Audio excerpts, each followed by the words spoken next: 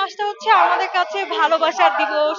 ফাল্গুন আছে, তারপর তার মাঝে আমাদের ভাষা শহীদদের শ্রদ্ধা আছে। সবকিছু মিলে আমাদের উৎসব মুখর একটা পরিবেশ থাকে। কন্ডিশন বা দেশের যে পরিস্থিতি, এভাবে যে আমরা আসতে পারবো, শ্রদ্ধা জানাতে পারবো, এটা আমাদের জন্য অনেক বড় একটা বিষয়। তারা আহ, যে পরিমাণ রক্ত বিনিময় করে আমাদের জন্য এই ভাষাটা দিয়ে গেছে, এটার অবদান আমরা কখনো ভুলতে পারবো না।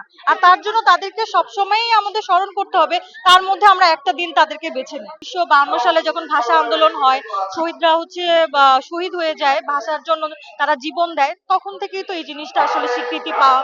জন্মের পর থেকেই দেখতেছি যে আমার মা বাবা যারা পূর্ববর্তী যারা আছে, তারা এই মাসটাতেই আমাদের হচ্ছে ভাষা দিবসের যে 21শে ফেব্রুয়ারিটা পালন করে, ওটা আমরা দেখে দেখে বড় হয়েছি। তো ওই জন্য আমাদেরও সেই ইয়াটা চলে আসছে। মানে জেনারেশনের পর জেনারেশন আমরা চলে আসছি, আমরা ওই দিনটা এইভাবেই সেলিব্রেট করি। আমরা তো সবসময় বাংলা ভাষায় কথা বলি, কিন্তু যেহেতু ইংলিশটা হচ্ছে আমাদের ইন্টারন্যাশনাল একটা পর্যায়ের ভাষা, তো ওইটাকে আমরা সবাই প্রাধান্য দেই বা শিখতে চেষ্টা করি। কিন্তু আমাদের দেশে তো আমরা সবাই বাংলাতেই কথা বলি বা বাংলা কথা বলতে প্রাধান্য দিই। আর এখানে আমরা মনে হয় না যে কেউ অতটা ইংলিশে কথা বলি। সবসময় বাংলায়, যেমন এখন আমি আপনাদের সাথে যেটা কথা বলছি, এটাও কিন্তু বাংলাতেই কথা বলতেছি। তো আমাদের যারা দেশের যারা আছে, তারা বাংলা ভাষাটাকে সহজ মনে করে, ইংলিশ ভাষাটাকে একটু কঠিন মনে করে।